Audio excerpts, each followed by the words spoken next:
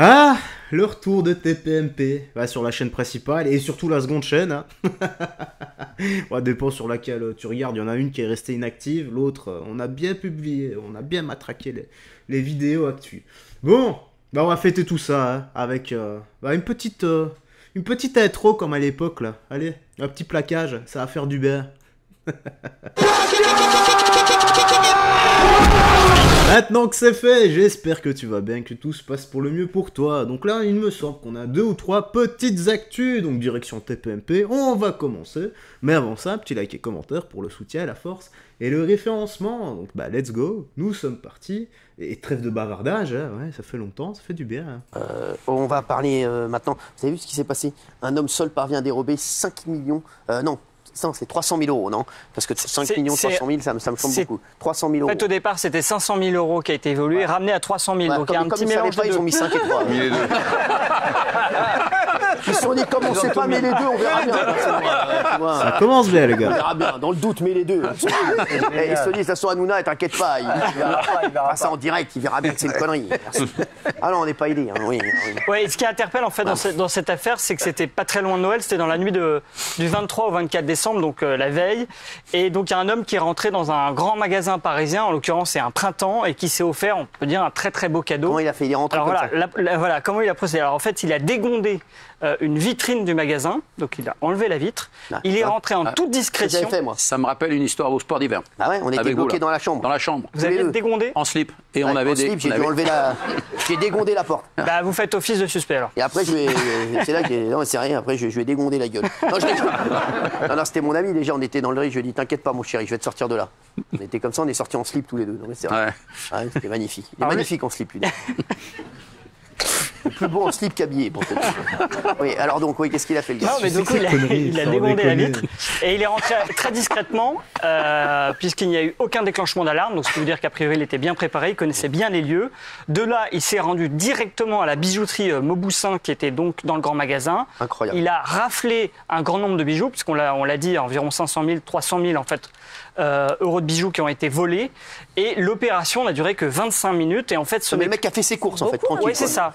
Il a fait ses courses de manière très ciblée, il a pris ce qui avait le plus de valeur et ce qui est dingue, ce n'est que c'est seulement le lendemain matin qu'un vigile en fait a vu qu'il y a eu un vol, donc le voleur a eu le temps de partir et de très loin. Alors on est toujours sur ses traces, mais en tous les cas aux dernières nouvelles, il n'a pas été interpellé et donc c'est la police judiciaire, vu le montant évidemment qui a été volé, qui enquête sur lui. En tous les cas, il a dû passer un bon Noël. Ouais. 300 000 euros. 300 000 euros. Il a pris tranquille, il était tout seul le gars. Tout seul. En tous les cas, il y avait en fait des images de vidéosurveillance, c'est pour ça qu'on sait que ça a duré que 25 minutes et on ne voit qu'un seul homme sur ces images. Michel Marie, enlevé depuis plusieurs jours, le père d'un... C'est quand même... voilà, au calme, voilà. 300 000 balles. Me faites pas croire qu'il n'y avait pas des gens qui étaient au courant et qui sont pas dans la combine avec lui. Je peux pas croire ça. Allez, donc là c'est quoi? Le père d'un influenceur, j'ai entendu. Influenceur découvert ligoté, frappé et aspergé des chances. Qu'est-ce que c'est que ça? Alors c'est une histoire complètement incroyable. Oui. Alors ça se passe en 2 temps. On est dans une station essence. Nous sommes mercredi 1er janvier à minuit. Un équipage de la BAC repère 2 types cagoulés en train de faire le plein d'essence. Donc évidemment, ils trouvent ça suspect. Ils veulent procéder à leur contrôle et les 2 individus abandonnent la voiture et partent en courant. Les policiers ne parviennent pas à les rattraper, mais ils reviennent vers le véhicule pour l'inspecter. Et là, ils entendent des cris qui proviennent du coffre du véhicule. Donc ils ouvrent le coffre de cette voiture, qui était d'ailleurs volée, ils s'en rendront compte après. Et à l'intérieur du coffre, ils découvrent un monsieur de 56 ans, qui a été tabassé, il a le visage tuméfié, il est attaché et surtout il a été arrosé d'essence.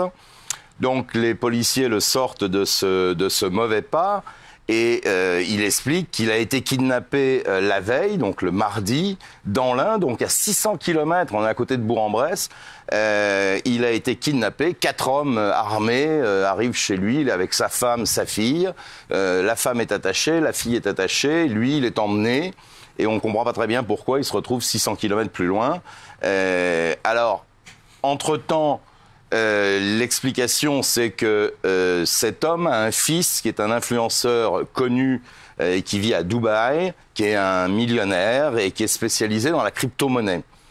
Et il a reçu à peu près dans le même temps une demande de rançon de la part des ravisseurs en disant voilà, on a votre père, si vous ne donnez pas une grosse somme d'argent, j'ai pas le montant, on va le tuer.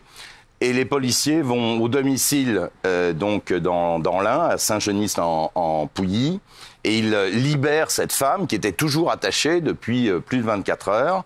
Et quant aux 2 individus encagoulés qui ont pris la fuite lorsque les policiers ont débarqué à la station-service, on ne les a pas encore retrouvés, mais ça devrait se faire. Incroyable. Mais c'est le père de qui, lui? C'est qui cet influenceur? Sans déconner. Mais vous vous rendez compte, la dinguerie, quoi? Et la chance, surtout! La chance! Ça me fait penser un peu aux homards qui étaient dans le Titanic. Ils étaient destinés à crever. Et ben, le Titanic a coulé et ils ont pu vivre tranquillement. Ben là, ça me fait exactement penser à la même chose. Le mec, il était destiné à finir en barbecue. Et là, en fait, alors c'était juste pour lui faire peur. Hein. Mais bon, je sais pas, t'asperges pas quand même les gens d'essence comme ça, même pour faire peur. Hein. La moindre petite étincelle et sans vouloir faire de jeu de mots, c'est couille. Voilà, en tout cas, voilà, ne jamais perdre espoir et heureusement que tout se termine bien et pas au drame. Maintenant, je me demande, c'est le père de qui, lui? Un influenceur millionnaire qui a des crypto-monnaies à Dubaï. Elle va aux toilettes en pleine nuit et qu'est-ce qui se passe? C'est une mère de famille du Texas, une mère de famille nombreuse. Il est 4h30 du matin et elle va aux toilettes dans la salle de bain. Pour ne pas déranger, elle n'allume pas la lumière parce qu'il y a son mari qui dort, il est très tôt. Elle s'assied sur la cuvette des toilettes et à ce moment-là, elle ressent un choc à la jambe. Donc là, elle se demande ce qui se passe, elle va allumer la lumière et sur la cuvette des toilettes, il y a un serpent ratier.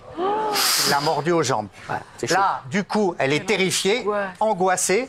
Elle réussit à photographier l'animal parce qu'elle dit que s'il s'échappe, elle pourra montrer au secours quel est ce serpent. C'est un serpent ratier, elle a eu beaucoup de chance parce que ça fait très mal, ça peut créer des nécroses, mais ce n'est pas venimeux, c'est pas mortel. Voilà. Donc elle a été terrifiée, elle a appelé son mari qui a immédiatement fermé la bouche d'aération pour que d'autres serpents ne puissent pas venir chez eux. Ah, c'est chaud ça, non, ça arrive ça. Je sais, il faut toujours allumer la lumière. Non, mais voilà. Mais je vous le dis, elle ne voulait pas déranger. Serpent, tu fais la discussion, après tu retournes te coucher tranquille. Voilà, je regarderai tout à l'heure. C'est pour ça que moi j'ai un pistolet à côté du lit quand je fais pipi la nuit. Ah ça, vous faites pipi directement dans le pistolet. Vendredi, alors... C'est quand même un truc de barge. C'est vraiment un truc de fou, quoi. Imaginez un peu, vous vous levez, vous pissez, non pas assis, mais debout. Bon, faut y aller quand même pour pisser la lumière éteinte. Hein.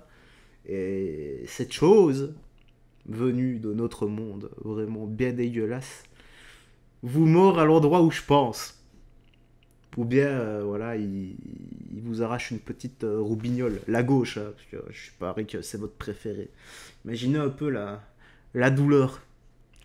Petite anecdote, les gars, récemment, je me suis un peu entraîné avec mon frère, tout gentil, tout mignon, et il m'a mis un petit shot dans les parties. Mais tout doucement, hein, ça l'a à peine touché, ça l'a à peine caressé, ça l'a à peine frôlé. J'ai eu vraiment mal, j'avais l'impression que j'avais gerbé mes boules. Et là, j'ose même pas imaginer si un serpent croquait dedans, tu vois, tel toi ou moi, quand on croque. Bon, moi, j'en mange pas, hein, mais quand on bouffe, je sais pas, moi, les Kinder, là, tu vois, les Kinder surprise, mais les chocobons, voilà. Quand tu croques dans un chocobon, bah, ça aurait fait quasi pareil. Bon, et c'était quoi, là? Quel avenir pour TPMP? Vas-y, on va vite faire passer, on va vite lire.